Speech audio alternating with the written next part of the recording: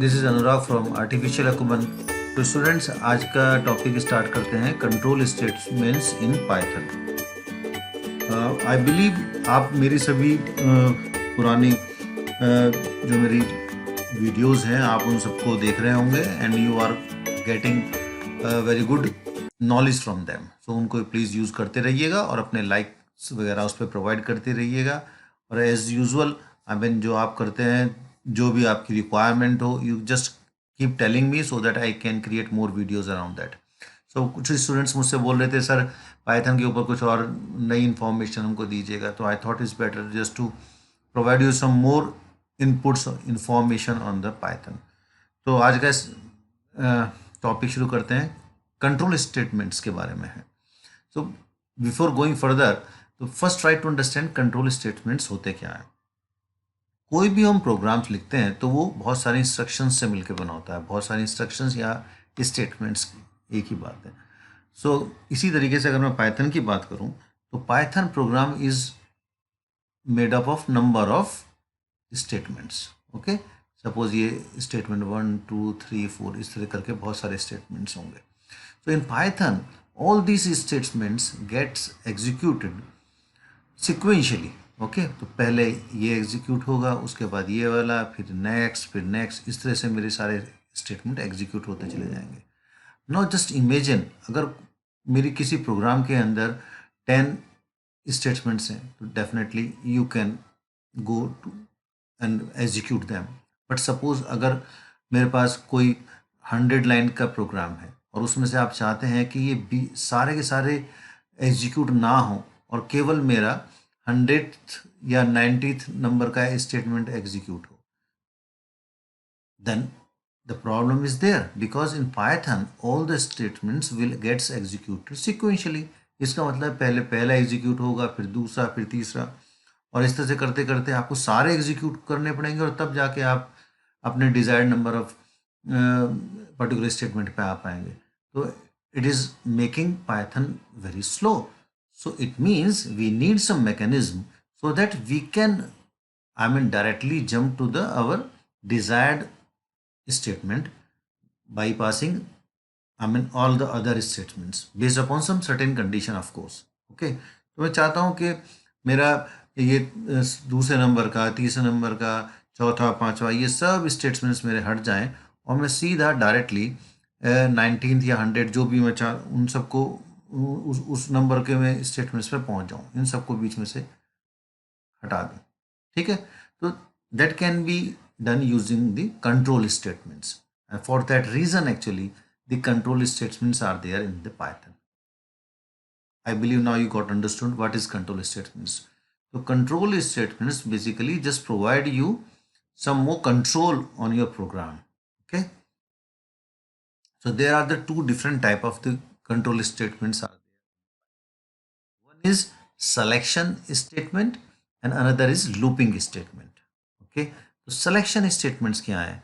selection statement basically it's just to select the particular statement and based upon some certain condition। आप किसी condition के basis पे कुछ चीज आप एग्जीक्यूट करना चाहते हैं, वहां पर आपको सिलेक्शन स्टेटमेंट्स यूज करना पड़ेगा। और इसका एग्जांपल है मेरा if statement। suppose you are entering some number। okay, system asks you please enter the number and the output of the program is that whether it is a positive number or negative number, correct? Then it means you will give either the positive number or negative number, then this your program should tell it basically as a part of the output कि ये positive number है कि negative number है। ठीक है, तो condition क्या है इसमें हमारा टेस्ट करने की कि इफ दिस पर्टिकुलर नंबर जो आपने एंटर करा सिस्टम के अंदर वो अगर 0 से छोटा होता है तो वो मेरा निगेटिव नंबर होगा, अगर वो नंबर 0 से बड़ा है तो पॉजिटिव होगा। करेक्ट, तो this is the logic of the program. But it means कि आपको कंडीशन आपकी ये है कि वो 0 से बड़ा है कि छोटा है। करेक्ट, तभी आप उसको पॉजिटिव या निगेटिव बता पाएंगे। तो there is a if statement is there for that. Okay, तो इस तरह के जो सिलेक्शन स्टेटमेंट्स होंगे जो किसी कंडीशन के ऊपर बेस्ड होंगे वो आते हैं मेरे इफ स्टेटमेंट उसके लिए। और जो लूपिंग स्टेटमेंट है उसके अंदर आते हैं वो सभी statements which are getting executed again and again, suppose for the n number of times or whatever number of times you want to execute it, okay, लेकिन the same particular statement will get executed again and again till the time this condition is true. ठीक है, जैसे मैं example दूं इसके लिए आपको, suppose आपको लिखना है, अपना नाम ही टाइप करना है, सपोज आपका नाम है विनय, ओके, विनय। अब विनय को लिखने में आप, अगर मैं प्रिंट करना चाहूँ इसको विनय को, तो आप क्या लिखेंगे, आप पहले इसके आगे प्रिंट लिखेंगे और इस विनय को डबल कोट्स के अंदर लिख देंगे। तो आपको सपोज ये 5 टाइम्स लिखना हो तो आप फिर से इसको लिखेंगे, फिर लिखेंगे, फोर्थ 5, इस मीन्स आपको 5 टाइम्स विनय लिखना पड़ा। सपोज ये मुझको 100 टाइम्स लिखना हो, डज दैट मीन कि मैं प्रिंट विनय 100 टाइम्स लिखूंगा? नहीं, मैं केवल इसी, कोई तरीका ऐसा हो सकता है क्या, ये स्टेटमेंट जो लिखा जाना है वो तो मैं एक ही बार लिखूं और उससे पहले मैं कुछ काउंटर वगैरह कुछ इस तरह की चीज़ चला दूं कि वो जब तक चलती रहेगी और मैं तब तक ये विनय वहाँ पर मेरा टाइप होता रहेगा। ठीक है, और चाहे वो 100 लाइंस का हो जाए, चाहे 200 लाइंस का हो जाए, 300 लाइंस का हो जाए, जितने भी आप टाइम चाहते हैं वहाँ पर विनय लिखता चला जाएगा। करेक्ट। तो इस तरह की चीज़ अगर आपको ड्राइव करनी है तो that comes under the looping statement part. तो लूपिंग स्टेटमेंट्स भी मेरे पास 2 टाइप के हैं, one is the while loop और अनदर इज फॉर लूप। तो वाइल लूप का क्या मतलब है कि जब तक की कंडीशन ट्रू रहे, और फॉर लूप के आप बताएंगे उसमें कहाँ से कहाँ तक। जब हम इसके बारे में डिटेल से कोई एक नई वीडियो बनाएंगे तब उसमें आपको हम मोर डिटेल इसके बारे में एलोबरेटिवली समझाने की कोशिश करूंगा मैं। Just for the purpose of the understanding of the control statement, just keep in your mind कि 2 तरह के हमारे पास स्टेटमेंट्स होते हैं। करेक्ट। तो आज की वीडियो हम केवल डिस्कस करना चाहते हैं इफ स्टेटमेंट्स के बारे में कि ये इफ स्टेटमेंट्स होते क्या है। तो now let's come to the topic if statements. So if statements basically it's a statement is used for the decision making operations. जैसे मैंने आपको अभी बताया था कि मुझको डिसीजन लेना है, आउटपुट देना है कि नंबर पॉजिटिव है कि नेगेटिव, तो that means based on some condition I will try to find it out. okay, it contains a body of the code which runs only when the condition given in the if statement is true। यानी कि मेरा decision किस चीज के ऊपर होगा कि जो भी मैं कंडीशन लिख रहा हूं, ठीक है। अब इसका सिंटैक्स पहले आप समझ लीजिएगा तब और को क्लियर करूंगा मैं। सिंटैक्स क्या है इसका लिखने का, ये इसका सिंटैक्स है। तो if you go through it you will find this is the condition, okay, if और दिस इज द कंडीशन। अगर ये मेरी कंडीशन ट्रू है, ठीक है, तो मेरे यहाँ पर ये एग्जीक्यूट, पहले कंडीशन और उसके बाद ये क्या मैं लगाया, मैंने 2 सिंपल कॉलन लगाया है। तो इफ एंड देन इस ब्रैकेट के अंदर कंडीशन एंड देन ये कॉलन एंड देन उसके बाद मैं यहाँ पे एंटर प्रेस करता हूँ तो ये आपने देखा यहाँ पर कुछ स्पेसेस के बाद ये कुछ स्पेस हैं ये, ठीक है, लगभग 4, ये इंडेंटेशन बोलते हैं इसको, इंडेंट। ये स्टेटमेंट बिल्कुल इसके नीचे नहीं आएगा, इफ के नीचे नहीं लिखा जाएगा, यहाँ नहीं लिखा जाएगा। यहाँ लिखने की जगह ये थोड़ा सा आगे स्पेस देने के बाद, इंडेंट देने के बाद स्टेटमेंट लिखा जाएगा। तो ये पहला स्टेटमेंट, दूसरा स्टेटमेंट, इसके नीचे आप बहुत और भी बहुत सारे स्टेटमेंट लिख सकते हैं। तो if this condition is true, ठीक है, ये जो मेरी कंडीशन है यहाँ पर, ये वाली, ये जो कंडीशन है मेरी, यहाँ पर मैं जो भी कंडीशन दूंगा, ठीक है, अगर वो मेरा ट्रू है, ठीक है, अगर वो सही है तो ये सारे स्टेटमेंट्स एग्जीक्यूट होंगे। करेक्ट। और जैसे ये सारे एग्जीक्यूट हो जाएंगे उसके बाद जो remaining part of the code है वो दिखाई दे जाएगा, वो एग्जीक्यूट होगा। अब इसके और भी बहुत सारे वर्जन्स हैं, हम इसको और देखते हैं। If there is a single statement then it can be written one single line only, जैसे कि ये यहाँ पर ऊपर वाला जो मेरा एग्जाम्पल था, यहाँ पर तो मेरे कई सारे स्टेटमेंट हमने लिए थे, स्टेटमेंट 1 2 3, ये बहुत सारे स्टेटमेंट हो सकते हैं। लेकिन ऐसा भी हो सकता है कि मैं केवल एक ही लाइन लिखना चाहूँ स्टेटमेंट में, ठीक है, तो उसमें फिर मुझे इंडेंटेशन वगैरह देने की कोई ज़रूरत नहीं है, यहाँ पे मैं डायरेक्टली ही लिख सकता हूँ। यहाँ पे अगर कोई इंडेंट देने की ज़रूरत नहीं, केवल एक सिंपल स्टेटमेंट यहाँ आ जाएगा, तो एक सिंगल लाइन में मेरा काम हो जाएगा। ठीक है, अब इसको हम एग्जाम्पल से समझने की कोशिश करेंगे। कैसे? अब इसको पहले फ्लो चार्ट में देख लेते हैं, फिर एग्जाम्पल पे आते हैं। तो फ्लो चार्ट में अगर मैं आता हूँ, तो ये यहाँ पर मेरा फ्लो शुरू हुआ प्रोग्राम का ऊपर, उसके अंदर मैंने कंडीशन टेस्ट करी। ठीक है, अब जैसे मैंने एग्जाम्पल लिया था, वो कंडीशन क्या है मेरी, 0 से कोई नंबर छोटा है या बड़ा है, यही। तो अगर वो ट्रू है, यानी कि वो नंबर 0 से बड़ा है, तो उसके अंदर की बॉडी जो है मेरी वो एग्जीक्यूट होगी। बॉडी का मतलब क्या हुआ, जो मेरा स्टेटमेंट्स एग्जीक्यूट होने हैं, ठीक है, वो सब बॉडी के अंदर आएंगे और प्रोग्राम से फिर हम बाहर आ गए।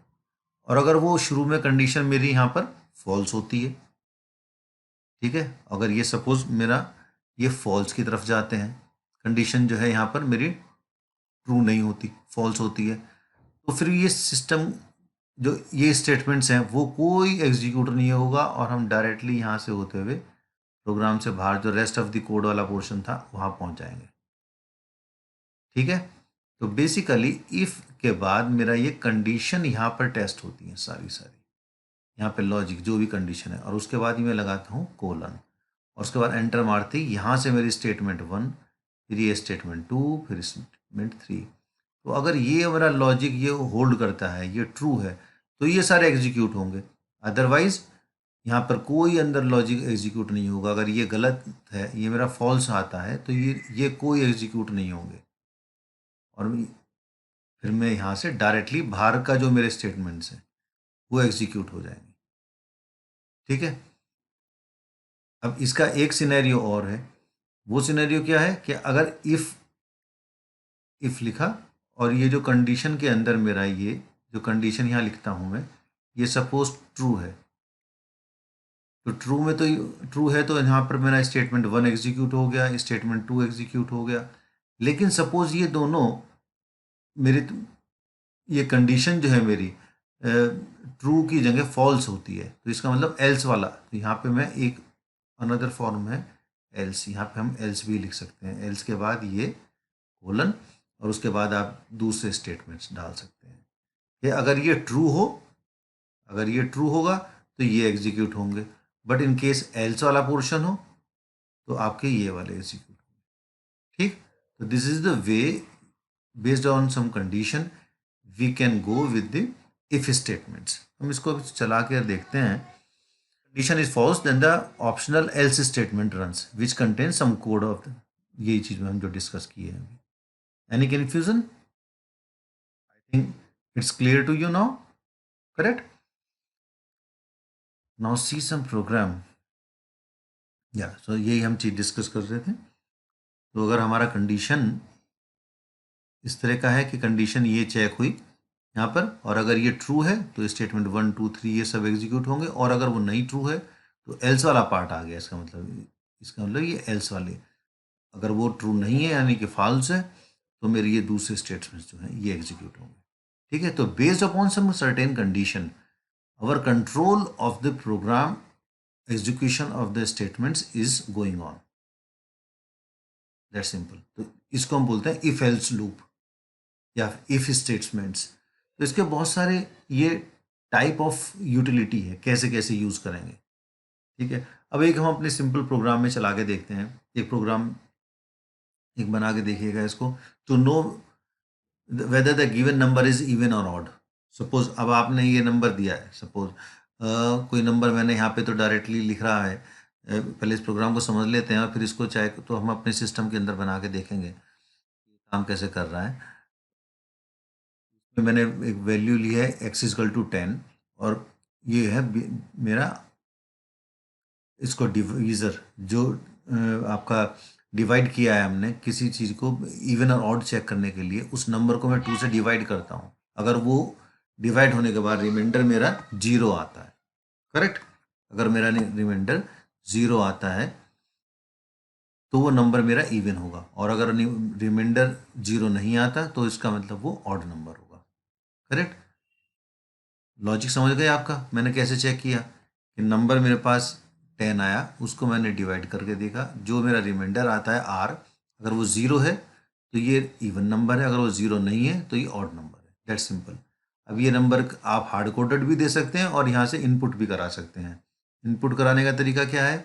सपोज एक्स यहाँ लिखा, कैसे कराते हो इनपुट? यहाँ क्या लिखोगे? अगर यूजर से इनपुट लेना है, इनपुट, और इसके अंदर क्या लिखोगे? Please enter the number. Correct? इसमें आप नंबर एंटर करा लेंगे तो यहाँ पर आपको x के अंदर इंटीजर वैल्यू यहाँ आ जाएगी। तो ये तरीका किस किस चीज़ के लिए यूज़ करते हैं हम? जब हम यूज़र से इनपुट लेते हैं। ठीक है, आप कैसे भी बना के देखिएगा इस प्रोग्राम को। चलो, मैं इस प्रोग्राम को आपको बनाकर चला के दिखाता हूँ कैसे करते हैं। ओके, तो लेट मी फर्स्ट ओपन दी पाइथन IDE।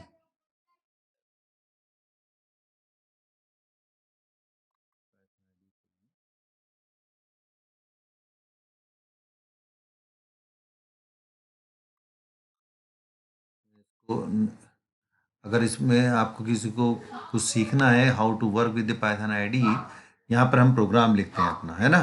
जैसे हमने लास्ट वीडियो के अंदर भी कुछ हमने प्रोग्राम्स राइट किए थे इसमें, तो इसमें एक बार करके देखते हैं इसको। तो मैंने सपोज यहाँ पर एक्स लिया, मैंने क्या किया, I am just trying to take the input from the user. हम यूजर से इनपुट लेते हैं, क्या लिखेंगे? इनपुट, उसके अंदर हम लिख देते हैं प्लीज एंटर द नंबर। ठीक है, ये मैंने यहाँ पर मैं इनपुट ले लूँगा। अब मेरे पास जो इनपुट आ गया इसके अंदर, अब मैं देखना चाहता हूँ कि वो 2 से डिविजिबल है या कि नहीं, इवन है कि ऑड है। ठीक है, उसको करने के लिए मैंने इसके अंदर जो भी नंबर आया है, अब मैं क्या करूँगा, एक रिमाइंडर मुझको लेके चलना पड़ेगा, आर इजकल टू, ठीक है, आप मैंने डिवाइड कर लिया। अब मेरा जो भी आएगा, अगर वो मेरा, यहाँ कंडीशन डाल देता हूँ मैं, if it is equal to 0 and then colon, तो ये मेरा कंडीशन हो गई। ठीक है, अगर वो 0 के बराबर है, दैट, अब मैंने एंटर किया तो इंडेंटेशन आ गया अपने आप ही, देखा, वो सीधा इफ के नीचे नहीं लिख के आ रहा मेरा कर्सर उससे थोड़ा सा आगे है। तो ये इसके अंदर लिखने का एक पैटर्न है, ये इसी तरह से काम करता है। यानी कि इसके इफ के बाद जितने भी मैं स्टेटमेंट लिखूंगा इस इंडेंटेशन के बाद, वो इफ के अंदर की बॉडी मानी जाएगी। तो यहाँ पे मैं सपोज लिखता हूँ प्रिंट, लिख दूँ, नंबर इज इवन।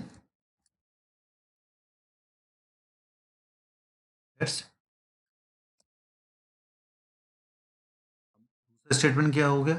अब मैं लिखना चाहूँ एल्स, अगर वो नहीं है उससे, अगर इससे ये इसका रिमाइंडर 0 नहीं आता तो इसका मतलब वो एल्स पार्ट हो गया। उसके लिए मैं क्या करता हूँ, प्रिंट,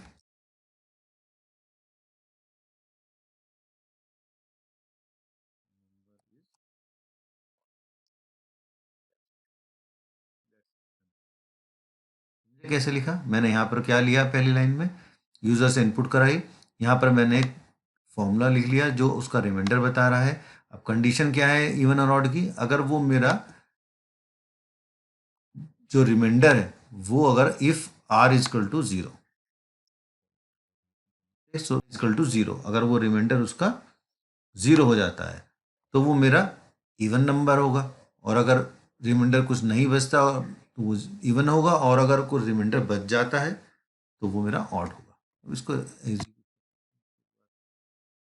erase कर लें इसको पहले।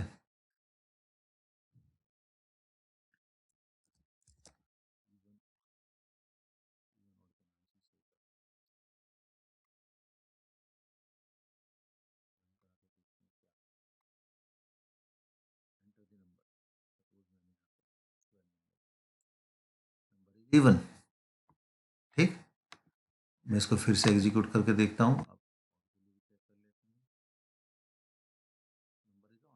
That's it. मेरे ख्याल से आपको क्लियर हो गया. Now try to understand more utility of the if else loop. Come to the next, you can say type of the use of the if else loop.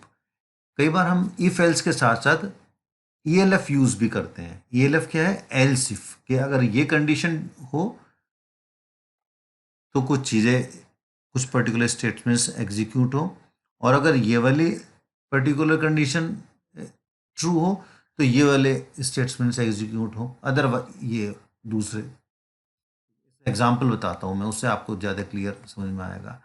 तो अगर मैं कोई लिखूँ इफ कंडीशन 1, यानी कि अगर मेरी कंडीशन 1 ट्रू हो जाती है, ठीक है, अगर मेरी ये वाली कंडीशन ट्रू हो जाती है, जिसको मैं ये बोल रहा हूँ,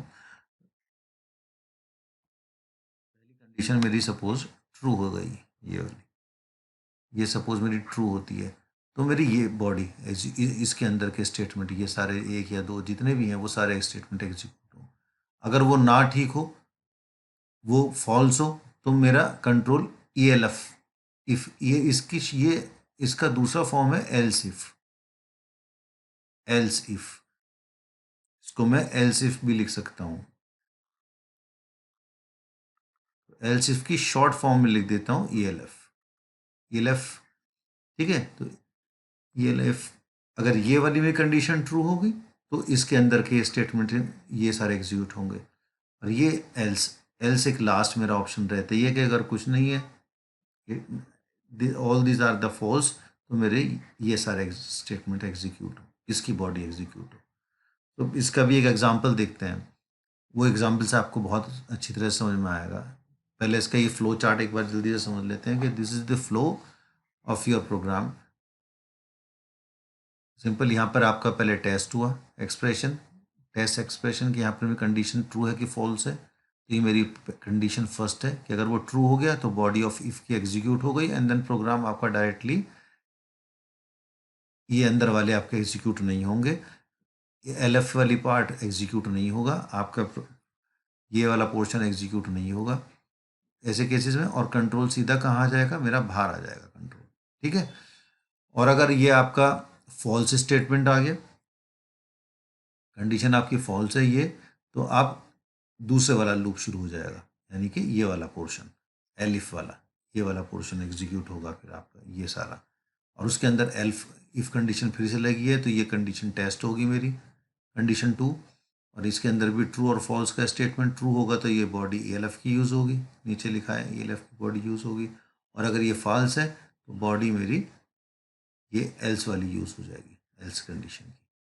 और जब वो एग्जीक्यूट हो जाएगा तो ये सब बाहर आ जाएगा यहाँ पर प्रोग्राम मेरा. करेक्ट. तो अब इसको प्रोग्राम से समझने की कोशिश करते हैं. मैं कोई प्रोग्राम लिखना चाहता हूँ.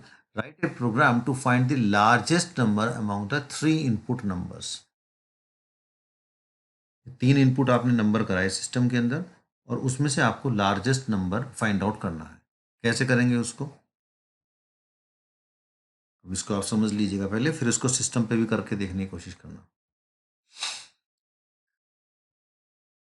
मैंने 3 प्रोग्राम एग्जीक्यूट कराने हैं, सॉरी 3 नंबर इनपुट कराने हैं. तो ये पहला नंबर ले लिया मैंने, ये दूसरा नंबर लिया, ये तीसरा नंबर, ठीक है. ये प्रोवाइड नंबर 1, ये नंबर 2 और ये नंबर 3. ये मैंने 3 अलग अलग वेरिएबल के अंदर यूज़ कर लिए, स्टोर कर लिए. पहले को स्टोर किया num1 के अंदर, दूसरे को num2 के अंदर, तीसरे को num3 के अंदर. तो पहली कंडीशन में मेरी क्या है? इफ़ अगर ये नंबर 1 ये नंबर 2 से बड़ा है and number 2 is greater than number 3, correct. तो ये मेरी पहली कंडीशन हो गई, ये नंबर 1 मेरा नंबर 2 से बड़ा हो गया and number 2 is greater than number 3. तो क्या प्रिंट हो जाएगा कि नंबर 1 मेरा ग्रेटेस्ट है. या दूसरी कंडीशन क्या है कि अगर ये ना हो, ऐसे केसेस में क्या होगा? ये एग्जीक्यूट ही नहीं होगा फिर. तो फिर दूसरी कंडीशन चेक होगी. वो कंडीशन क्या है? Number 2 is greater than number 1 and number 2 is also greater than number 3. तो इस कंडीशन में क्या हो गया कि नंबर 2 मेरा वो ग्रेटेस्ट हो गया, करेक्ट. सिंपल. लेकिन अगर ये भी एग्जीक्यूट ना हो मेरा, दोनों ऊपर के, तो लास्ट में क्या बचा? एल्स के अंदर के नंबर 3 मेरा एग्जीक्यूट. नंबर 3 मेरा ग्रेटेस्ट होगा, लार्जेस्ट नंबर इज नंबर 3। तो बेसिकली इस प्रोग्राम के अंदर आपने देखा कि हमने किस चीज़ का यूज़ किया, इफ़ का लूप का यूज़ किया, एलएफ भी यूज़ हुआ और एल्स भी यूज़ हुआ। तो बेसिकली ये मेरे जो स्टेटमेंट्स हैं ये मुझको और कंट्रोल प्रोवाइड करते हैं इफ़ एल्स स्टेटमेंट्स से रिलेटेड। कोई भी अगर प्रोग्राम बनाना हो जिसमें कि हमारा कंसंट्रेशन ये है कि हम कुछ पर्टिकुलर स्टेटमेंट्स मेरे आउटपुट दें या वो एग्जीक्यूट हों based on some certain condition, or I want to make some decisions based upon some conditions. That's all. That's all. You can check at your side. आप इस प्रोग्राम को अपने यहाँ एक बार पाइथन के किसी भी एडिटर पे या आईडी पे आप चला के देखिएगा और उसका आउटपुट ऑब्जर्व कर लीजिएगा कैसा है। ठीक है, तो मैं वीडियो को और आगे नहीं बढ़ाना चाह रहा इसको, क्योंकि ऑलरेडी काफ़ी लंबी वीडियो हो जाएगी अदरवाइज। एक बार चला के देखना इसको, कुछ प्रॉब्लम आती है तो please let me know and give me your comments. ठीक है, thank you, keep subscribe my channel and keep watching and share it with your other colleagues, जिससे कि ज़्यादा से ज़्यादा लोगों तक, स्टूडेंट्स तक ये नॉलेज पहुंच सके। Thank you, thank you.